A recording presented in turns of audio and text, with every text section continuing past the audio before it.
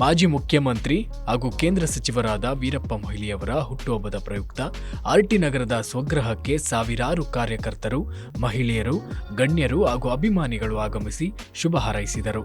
ಇದೇ ಸಂದರ್ಭದಲ್ಲಿ ವಿಶೇಷವಾಗಿ ವೀರಪ್ಪ ಮೊಯ್ಲಿಯವರು ನೂತನವಾಗಿ ಪ್ರಾರಂಭವಾಗುತ್ತಿರುವ ನಮ್ಮ ಸಾಮ್ರಾಟ್ ಟಿವಿಗೆ ಶುಭ ಕೋರಿದ್ದಾರೆ. ಇವತ್ತು ಹೊಸದಾಗಿ ಪದಾರ್ಪಣೆ ಮಾಡಿದೆ. ಒಳ್ಳೆ ಕೆಲಸ ಮಾಡ್ತಾ ಇದ್ದಾರೆ, ಭಾಳ ಶ್ರಮ ವಹಿಸ್ತಾ ಇದ್ದಾರೆ. ಭಾಳ ವಿಶೇಷವಾದಿ ಅನ್ವೇಷಣಾ ಕೆಲಸ ಮಾಡುವಂಥದ್ದು ಎಷ್ಟು ಹೆಚ್ಚು ಆಗಬೇಕು ಮತ್ತು ವಸ್ತುಸ್ಥಿತಿಯನ್ನು ಸ್ಪಷ್ಟವಾಗಿ ಜನಮನಕ್ಕೆ ಮುಟ್ಟಿಸತಕ್ಕಂಥ ಕೆಲಸ ಅತ್ಯಂತ ಪ್ರಾಮಾಣಿಕತೆಯಿಂದ, ದಕ್ಷತೆಯಿಂದ ಮಾಡಬೇಕು. ಅದಕ್ಕೆ ಶ್ರಮ ಬೇಕಾಗ್ತದೆ, ಪರಿಶ್ರಮ ಬೇಕಾಗ್ತದೆ ಮತ್ತು ಜ್ಞಾನೇಶ್ವರತೆ ಬೇಕು. ಶುಭಾಶಯ.